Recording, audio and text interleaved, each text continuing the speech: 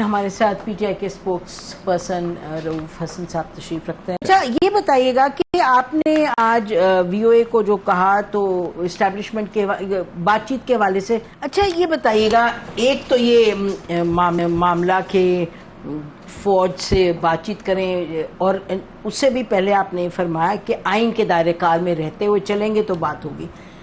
ये पिछली मरतबा भी आपसे बात हुई थी, कुछ बुनियादी कॉन्ट्रडिक्शंस हैं मुझे दिखाई देती। वो ये कि एक तरफ आप फरमाते हैं कि हर एक अपना रोल अदा करे जो उसका रोल है, जब ही बात बनेगी, ठीक है, सब ठीक अग्री करते हैं, लेकिन उसी सांस में आप फरमाते हैं और आपकी पार्टी के लोग कि फॉर्म 47 वालों से तो बात नहीं हो पाएगी। अच्छा, जो फॉर्म 47 वाले नहीं हैं, देखिए ना, मुझे तो जाना पड़ेगा 2018 में भी, क्योंकि उस वक्त भी फिर सिस्टम बैठ गया था।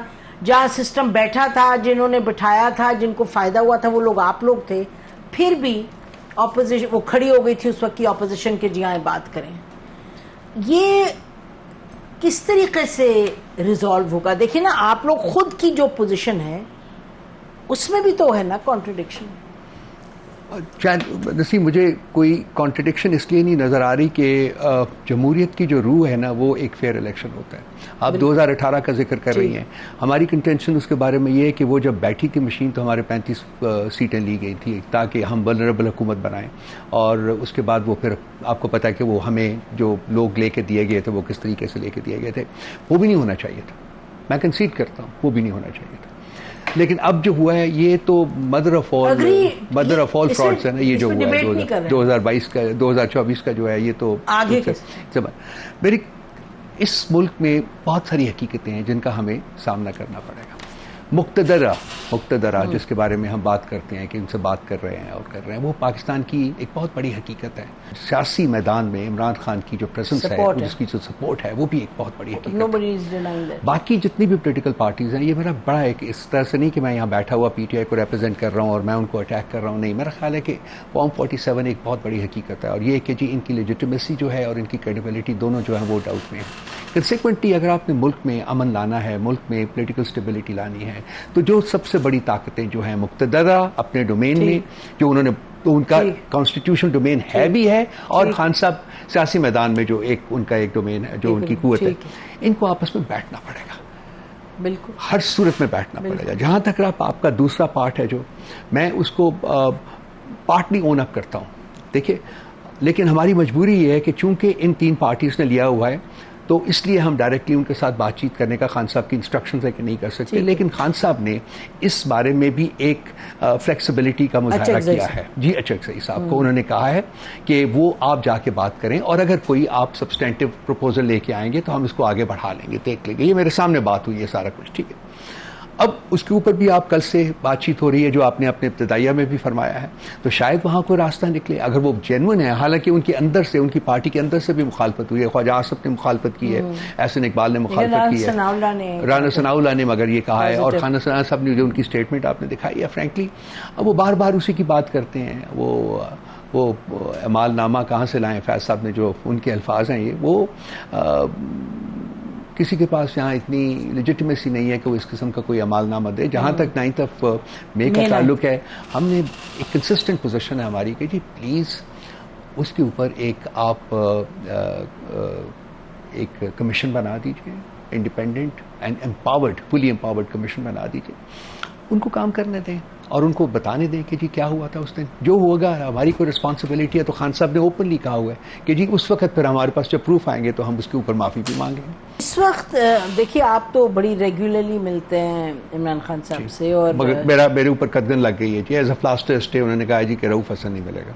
किसने कहा? मतलब अब आपको इजाज़त नहीं है? जी, मुझे इजाज़त नहीं दी उन्होंने, लास्ट स्टे को इजाज़त नहीं दी, और बताया गया है कि चूंकि मैंने पॉलिटिक्स डिस्कस किए। अब this is very strange, you know, जब हम पिछले दफ़ा गए थे वहाँ, तो मैं था, उमर अयूब साहब थे और शिबली फराज थे, हम तीनों को 6 थे, पहले 6 हुआ करते थे, अब 3 रह गए, तो हम 3 लोग थे। तो वहाँ उन्होंने जाके कहा जी कि हम कुछ आपको कुछ बताना चाहते हैं कि आप क्या कर सकते हैं और क्या नहीं कर सकते। तो उसमें एक बात उन्होंने की, जो जेल के हुकाम थे, उन्होंने कहा जी कि आप खान साहब के साथ पॉलिटिक्स डिस्कस नहीं कर सकते।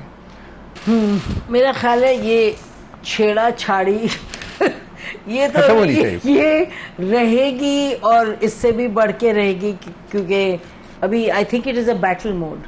बैटल, हाँ, अभी तक बैटल है, बैटल मोड है, दोनों तरफ इंटेंस बैटल मोड बहुत है, बहुत intense। जी जी बिल्कुल। इसमें तो अच्छा ये बताइए कि जब आप फरमा रहे थे, भी जो हमने आपको दिखाया कि अच्छी बात है कि आर्मी से बात रहे, और वो जब आपने कहा कि with in the constitutional thing, लेकिन आपने कहा बड़ा ज़रूरी है बातचीत हो ये सब, तो और आपने कहा जो कर सकते हैं वो कर रहे हैं ये वो, तो और अभी भी आपने कहा कि जी दोनों लेवल पे जो कॉन्टैक्ट्स हैं वो हम उम्मीद करते हैं आगे बढ़ें, तो कुछ नाजरीन को कोई होप दें। देखिए, ये जो जलसा हमारा लास्ट होना था,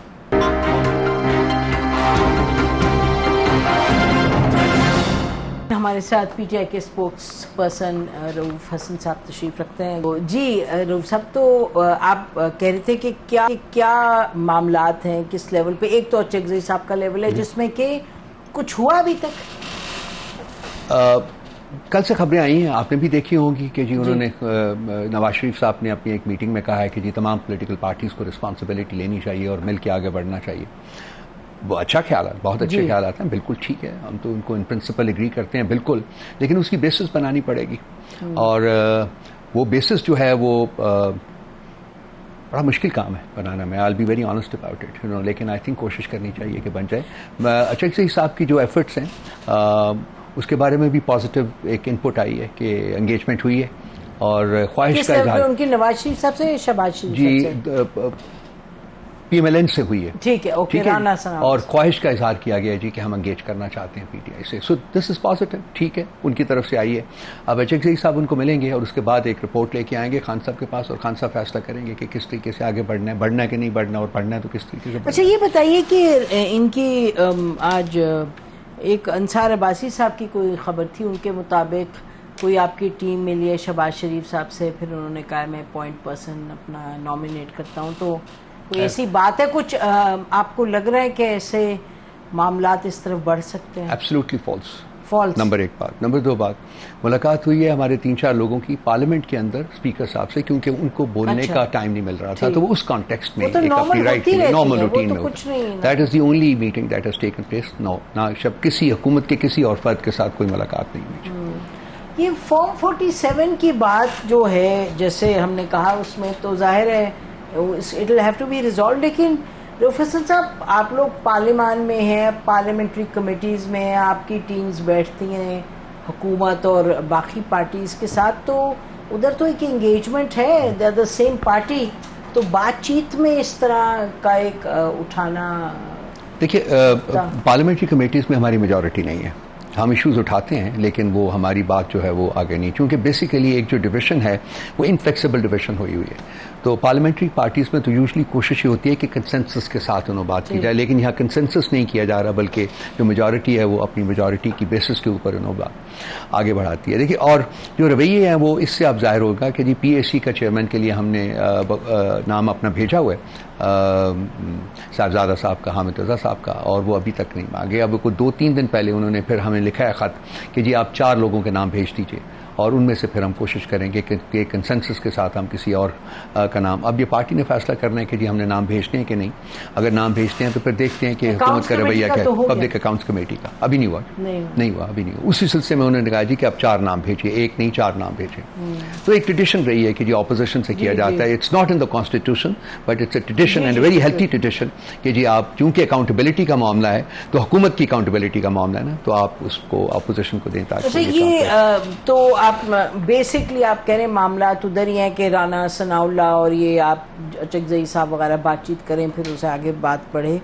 जहाँ तक फौज का ताल्लुक है, इस्टेब्लिशमेंट का ताल्लुक है, उधर तो देखिए मैं सुनती रहती हूँ कि जी नहीं बात हो रही है, नहीं हो रही। सिंपल बात तो ये है कि you have a CM in KPK, और बड़ी क्लोज कोऑर्डिनेशन होती है, ख़ास तौर पे सिक्योरिटी के मामला में कोर कमांडर की और उनकी जो आपके सीएम है प्लस सीएम SIFC में रहते हैं, तो बातचीत तो हो रही है। मतलब इट्स नॉट कि कोई कुट्टी करके बैठे हैं, मतलब होनी भी चाहिए। बियॉन्ड दैट आपका कहना बिल्कुल दुरुस्त है, एंगेजमेंट है, चूंकि केपी जो है वो एक वहाँ इंटेलिजेंस एजेंसीज की बहुत ज़्यादा अमलदारी है, इसलिए कि टेररिज्म के वाक़यात और जो instability along the Afghan border and all that, so उसकी वजह से फौज का कासा अमल दखल है वहाँ। तो एक रूटीन की एंगेजमेंट तो है, जो कि हमने पहले दिन से फैसला किया था कि हमने अपनी प्रिंसिपल पोजीशन अडॉप्ट करने के साथ साथ हमने जो मामलात है उसको आगे बढ़ाते रहना है। सो उसका अली गंडापुर साहब का जो रवैया वो भी आपने देख लिया। तो ये जब हमारा लास्ट जलसा था, मैं आपको बताने लगा था, तो उसके ऊपर जब जलसे से एक दिन पहले रात के वक्त एंगेजमेंट हुई थी, जो सिक्योरिटी और इंटेलिजेंस के जो इदारे थे उन्होंने अली अमीन गंडापुर साहब से रब्ता किया था, ये जलसा जो है इसको आगे कर दें, क्योंकि हमें ख़तरा है कि चूंकि उस दिन मजहबी जमातें भी इकट्ठा हो रही थी, आपको पता है, तो उन्होंने कहा था जी कि हमें ख़तरा है कि कोई वायलेंस ना हो जाए तो आप करें। तो बहुत उन्होंने इंसिस्ट किया था। तो अली अमीन गंडापुर साहब ने कहा था जी कि मैं तो फैसला नहीं कर सकता, ये फैसला तो सिर्फ एक शख्स पार्टी में करता है, उसका नाम इमरान खान है। तो उसके ऊपर फिर उन्होंने, आपको पता है, 7 बजे सुबह वो स्पेशल एक परमिशन दी और वो जाके डिस्कस वगैरह किया। गौर साहब गए थे और सवाती साहब गए थे, उन्होंने डिस्कस किया। तो ये एक, आई थिंक, जो कुछ भी हुआ हमें उसके ऊपर बड़ी गाली गलोच उठाना पड़ी, हमारे लोगों ने बहुत हमें गाली गलोच दिया। खान साहब also at the end of the day was not very happy about it कि जी जलसे को पोस्टपोन करना पड़ा, क्योंकि इससे पहले एक जलसा पोस्टपोन हो चुका हुआ था, उसके ऊपर खासी हमारे सपोर्टर्स ने लहदा की थी, और अब जब देखें कि हमें खासी गालियां पड़ी हैं। और उसके साथ साथ जब उन्होंने हमें कहा जी कि आप इसको पोस्टपोन करें, तो उन्होंने उसी वक्त हमें नो ऑब्जेक्शन सर्टिफिकेट फॉर 8 सितंबर दे दिया था। That was in good faith. That was in good faith कि जी हम उसको, हमें पता चले जी आप इस दिन ना करें, 8 को कर लीजिएगा। तो वो आपको बाकी तो पता है आपको कि जो हुआ था। तो मैं फील करता हूं कि ये एक काइंड ऑफ ब्रेक थ्रू है कि कॉन्टैक्ट हुआ है, कि उन्होंने हमसे कुछ कहा है हम करें और हमने वो किया है। और बात है कि हमें गालियां पड़ी हैं या हमें बुरा भला कहा गया है, लेकिन चलिए ऐसे फैसले करने पड़ते हैं। अगर ये आगे ब्रेक थ्रू जो है इसको आगे बढ़ाया जा सकता है और एक ब्रॉडर कॉन्टेक्स्ट में बातचीत जो है वो शुरू की जा सकती है, तो मेरा ख्याल है कि वो मसाइल के हल की तरफ बढ़ सकते हैं।